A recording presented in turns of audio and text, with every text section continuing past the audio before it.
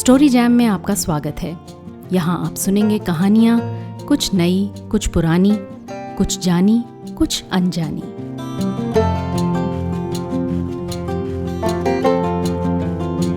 यात्रा वृत्तांत या ट्रैवलॉग्स हमें नई जगह ले जाते हैं, घुमाते हैं। लेकिन घूमने घुमाने का एक और तरीका भी है जो मुझे बेहद पसंद है, जिसमें आप न सिर्फ किसी जगह को लेखक की नज़र से देखते हैं, बल्कि समय यात्रा या टाइम ट्रैवल कर अपने आप को उस जगह वक्त के किसी और चौराहे पर पाते हैं। ऐसी ही कुछ है आज की कहानी। एक शहर लखनऊ, जिसकी नफासत पे न जाने कितने कसीदे कहे गए, जिसकी ज़बान और अदब का कोई सानी नहीं, जहाँ की तहजीब की मिसालें दी जाती हैं, और यहाँ के बांकों की अदा। अजी हुजूर, उसकी तो हम क्या कहें। आप भगवती चरण वर्मा की इस कहानी से अंदाज़ा लगा लीजिए। आइए टाइम ट्रैवल करें, पिछली सदी की शुरुआत के लखनऊ चलें।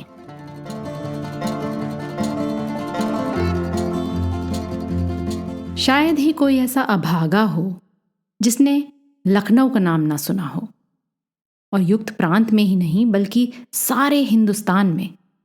और मैं तो यहाँ तक कहने को तैयार हूँ कि सारी दुनिया में लखनऊ की शोहरत है। लखनऊ के सफ़ेदा आम, लखनऊ के खरबूजे, लखनऊ की रेवड़ियाँ, ये सब ऐसी चीज़ें हैं जिन्हें लखनऊ से लौटते समय लोग सौगात के तौर पर साथ ले जाया करते हैं।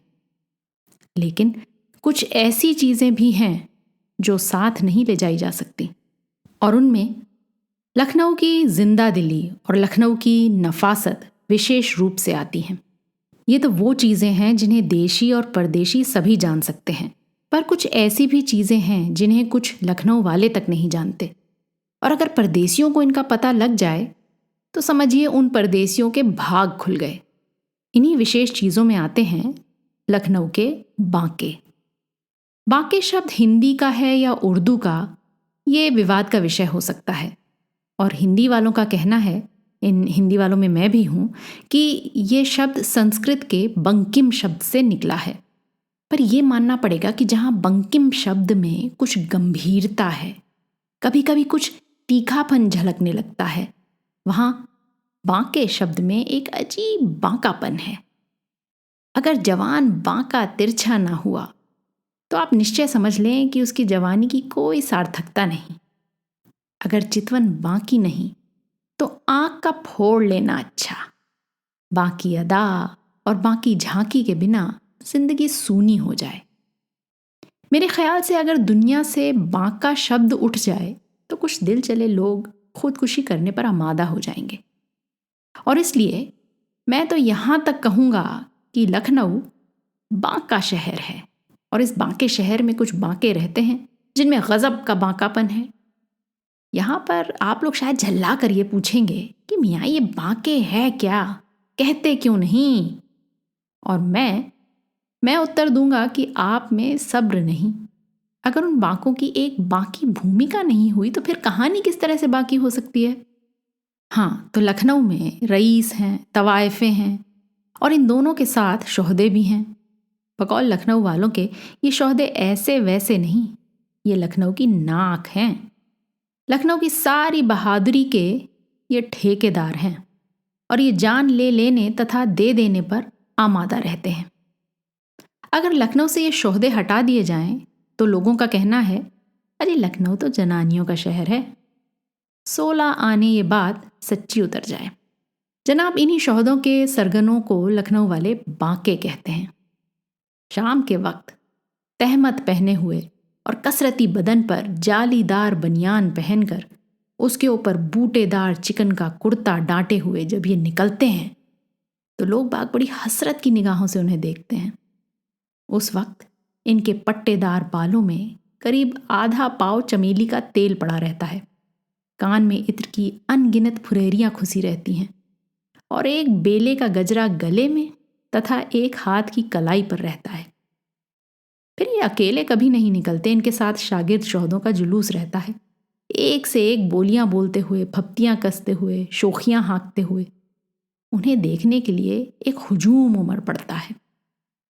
तो उस दिन मुझे अमीनाबाद से नखास जाना था। पास में पैसे कम थे, इसलिए जब एक नवाब साहब ने आवाज़ दी नखास, तो मैं उचक कर उनके इक्के पर बैठ गया। यहाँ ये बतलाना बेजा न होगा कि लखनऊ के इक्के वालों में 3/4 शाही खानदान के हैं। यही उनकी बदकिस्मती है कि उनका वसीदा बंद या कम कर दिया गया और उन्हें इक्का हाँकना पड़ रहा है। इक्का नखास की तरफ चला और मैंने मियाँ इक्के वाले से कहा, कहिए नवाब साहब, खाने पीने भर का तो पैदा कर लेते हैं। इस सवाल का पूछा जाना था कि नवाब साहब के उद्गारों के बांध का टूट पड़ना। बड़े करुण स्वर में बोले, क्या बतलाऊं हुजूर, अपनी क्या हालत है, कह नहीं सकता। खुदा जो दिखलाएगा देखूंगा। एक दिन थे जब हम लोगों के बुजुर्ग हुकूमत करते थे, ऐशो आराम की जिंदगी बसर करते थे, लेकिन आज हमें उन्हीं की औलादों को भूखों मरने की नौबत आ गई है। और हुजूर, अब पेशे में कुछ रह नहीं गया। पहले तो तांगे चले, जी को समझाया बुझाया, मियाँ अपनी अपनी किस्मत, मैं भी तांगा ले लूँगा। ये तो वक्त की बात है, मुझे भी फ़ायदा होगा, लेकिन क्या बतलाऊं हुजूर, हालत दिन ब दिन बिगड़ती ही गई। अब देखिए, मोटरों पर मोटरें चल रही हैं। भला बताइए हुजूर, जो सुख इक्के की सवारी में है, वो भला तांगे या मोटर में मिलने का? तांगे में पालथी मार कर आराम से नहीं बैठ सकते। जाते उत्तर की तरफ हैं, मुंह दक्षिण की तरफ रहता है। अजी साहब, हिंदुओं में मुर्दा उल्टे सिर ले जाया जाता है, लेकिन तांगे में लोग जिंदा ही उल्टे सिर चलते हैं। और जरा गौर फरमाइए, ये मोटरें शैतान की तरह चलती हैं। वो बला की धूल उड़ाती हैं कि इंसान अंधा हो जाए। मैं तो कहता हूं कि बिना जानवर के अपने आप चलने वाली सवारी से दूर ही रहना चाहिए, उसमें शैतान का फेर है। इक्के वाले नवाब और न जाने क्या क्या कहते अगर वो या अली के नारे से चौंक ना उठते। सामने क्या देखते हैं कि एक आलम उमड़ रहा है। इक्का रकाबगंज के पुल के पास पहुंचकर रुक गया। एक अजीब समा था। रकाबगंज के पुल के दोनों तरफ करीब 15,000 की भीड़ थी, लेकिन पुल पर एक आदमी नहीं। पुल के एक किनारे करीब 25 सौदे लाठी लिए हुए खड़े थे और दूसरे किनारे भी उतने ही। एक खास बात और थी कि पुल के एक सिरे पर सड़क के बीचों बीच एक चारपाई रखी थी और दूसरे सिरे पर भी सड़क के बीचों बीच दूसरी। बीच बीच में रुक रुक कर दोनों ओर से या अली के नारे लगते थे। मैंने इक्के वाले से पूछा, क्यों मियाँ, क्या मामला है? मियाँ इक्के वाले ने एक तमाशाई से पूछकर बतलाया, हुजूर, आज 2 बांकों में लड़ाई होने वाली है। उसी लड़ाई को देखने के लिए ये भीड़ इकट्ठी है। मैंने फिर पूछा, ये क्यों? मियाँ इक्के वाले ने जवाब दिया, हुजूर, पुल के इस पार के शोधों का सरगना एक बांका है और उस पार के शोधों का सरगना दूसरा बांका। कल इस पार के एक शौदे से पुल के उस पार के एक शौदे का कुछ झगड़ा हो गया और उस झगड़े में कुछ मारपीट हो गई। इस फिसाद पर दोनों बांकों में कुछ कहा सुनी हुई और कहा सुनी में ही मैदान बंद कर दिया गया। अरे हुजूर, इन बांकों की लड़ाई कोई ऐसी वैसी थोड़ी होगी। इसमें खून बहेगा और लड़ाई तब तक खत्म ना होगी जब तक एक बांका खत्म ना हो जाए। आज तो एक आध लाश गिरेगी। ये चारपाइयां उन बांकों की लाश उठाने आई हैं। दोनों बांके अपनी बीवी बच्चों से रुखसत लेकर और करबला के लिए तैयार होकर आवेंगे। इसी समय दोनों ओर से या अली की एक बुलंद आवाज उठी। मैंने देखा कि पुल के दोनों तरफ हाथ में लाठी लिए हुए दोनों बांके आ गए। तमाशाइयों में एक सख्ता सा छा गया। सब लोग चुप हो गए। पुल के इस पार वाले बांके ने कड़क कर दूसरे पार वाले बांके से कहा, उस्ताद। और दूसरे पार वाले बांके ने कड़क कर उत्तर दिया, उस्ताद। पुल के इस पार वाले बांके ने कहा, उस्ताद, आज खून हो जाएगा, खून। पुल के उस पार वाले बांके ने कहा, उस्ताद, आज लाशें गिरेंगी, लाशें। पुल के इस पार वाले बांके ने कहा, उस्ताद, आज कहर हो जाएगा, कहर। पुल के उस पार वाले बांके ने कहा, उस्ताद आज कयामत बर्पा हो जाएगी, कयामत। चारों ओर एक गहरा सन्नाटा फैला था। लोगों के दिल धड़क रहे थे, भीड़ बढ़ती जा रही थी। पुल के इस पार वाले बांके ने लाठी का एक हाथ घुमाकर एक कदम बढ़ाते हुए कहा, तो फिर लो उस्ताद, होशियार। पुल के इस पार वाले बांके के शागिर्दों ने गगनभेदी स्वर में नारा लगाया, या अली। पुल के उस पार वाले बांके ने लाठी का एक हाथ घुमाकर एक कदम बढ़ाते हुए कहा, तो फिर उस्ताद संभालना। पुल के उस पार वाले बांके के शागिर्दों ने गगनभेदी स्वर में फिर नारा लगाया, या अली। दोनों तरफ के दोनों बांके कदम ब कदम लाठी के हाथ दिखलाते हुए तथा एक दूसरे को ललकारते आगे बढ़ रहे थे। दोनों तरफ के बांकों के शागिर्द हर कदम पर या अली के नारे लगा रहे थे और दोनों तरफ के तमाशाइयों के हृदय उत्सुकता, कौतूहल तथा इन बांकों की वीरता के प्रदर्शन के कारण धड़क रहे थे। पुल के बीचों बीच एक दूसरे से 2 कदम की दूरी पर दोनों बांके रुके। दोनों ने एक दूसरे को थोड़ी देर गौर से देखा। फिर दोनों बांकों की लाठियां उठीं और दाहिने हाथ से बाएं हाथ में चली गईं। इस पार वाले बांके ने कहा, फिर उस्ताद। उस पार वाले बांके ने कहा, फिर उस्ताद। इस पार वाले बांके ने अपना हाथ बढ़ाया और उस पार वाले बांके ने अपना हाथ बढ़ाया और दोनों के पंजे गुंथ गए। दोनों बांकों के शागिर्दों ने नारा लगाया, या अली। फिर क्या था, दोनों बांके जोर लगा रहे थे। पंजा टस से मस नहीं हो रहा था। 10 मिनट तक तमाशबीन सकते की हालत में खड़े रहे।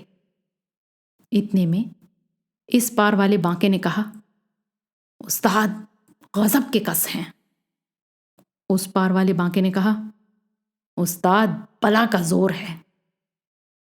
इस पार वाले बांके ने कहा, उस्ताद अभी तक मैं समझा था कि मेरे मुकाबले का लखनऊ में कोई दूसरा नहीं है। उस पार वाले बांके ने कहा, उस्ताद आज कहीं जाकर मुझे अपनी जोड़ का जवां मर्द मिला है। इस पार वाले बांके ने कहा, उस्ताद तबीयत नहीं होती कि तुम्हारे जैसे बहादुर आदमी का खून कर दूं।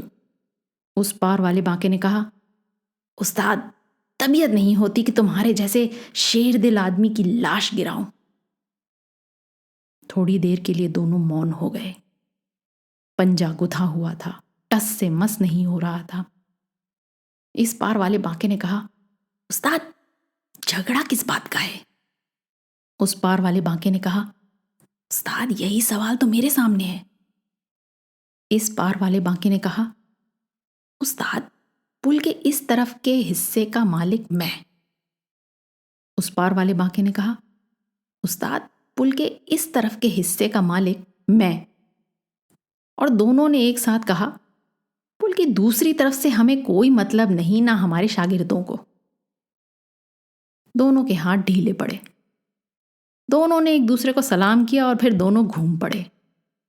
छाती फुलाए हुए दोनों बांके अपने शागिर्दों से आ मिले। बिजली की तरह यह खबर फैल गई कि दोनों बराबर की जोड़ छूटे और उनमें सुलह हो गई। इक्के को पैसे देकर मैं वहां से पैदल ही लौट पड़ा, क्योंकि देर हो जाने के कारण नखास जाना बेकार था। इस पार वाला बांका अपने शागिर्दों से घिरा चल रहा था। शागिर्द कह रहे थे, उस्ताद इस वक्त बड़ी समझदारी से काम लिया, वरना आज लाशें गिर जाती। उस्ताद हम सब के सब अपनी जान दे देते, लेकिन उस्ताद गजब के कस हैं।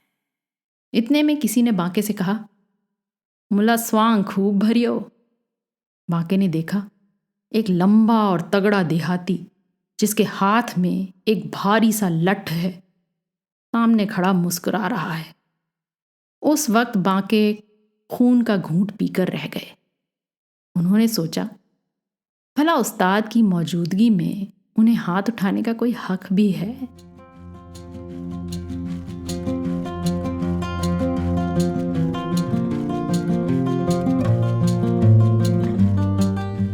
आज की कहानी आपको कैसी लगी अपने कमेंट्स ज़रूर लिखिएगा। साथ ही सब्सक्राइब कीजिएगा। आपके फैमिली और फ्रेंड्स में आप जैसे ही कहानियों के शौकीन कदरदान और हैं, उन्हें ये कहानी व्हाट्सएप पर फॉरवर्ड करें। अगली बार फिर मिलेंगे एक और कहानी, लेख या कविता के साथ। तब तक अलविदा।